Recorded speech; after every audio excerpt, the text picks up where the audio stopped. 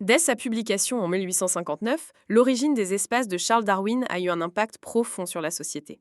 Cela dit, si vous croyez que Darwin est le premier à avoir proposé que nos lointains ancêtres étaient des bêtes sauvages, je vous invite à écouter attentivement l'extrait suivant. Il s'agit des deux premiers paragraphes de la première partie de Discours sur l'origine et les fondements de l'inégalité parmi les hommes, écrit par Jean-Jacques Rousseau et publié en 1755. Quelque important qu'il soit, pour bien juger de l'état naturel de l'homme, de le considérer dès son origine et de l'examiner, pour ainsi dire, dans le premier embryon de l'espèce. Je ne suivrai point son organisation à travers ses développements successifs.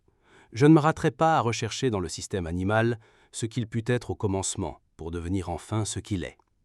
Je n'examinerai pas si, comme le pense Aristote, ses ongles allongés ne furent point d'abord des griffes crochues, s'il n'était point velu comme un ours, et si, marchant à quatre pieds, ses regards dirigés vers la terre et bornés à un horizon de quelques pas, ne marquaient point à la fois le caractère et les limites de ses idées.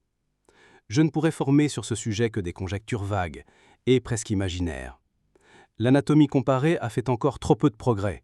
Les observations des naturalistes sont encore trop incertaines pour qu'on puisse établir sur de pareils fondements la base d'un raisonnement solide.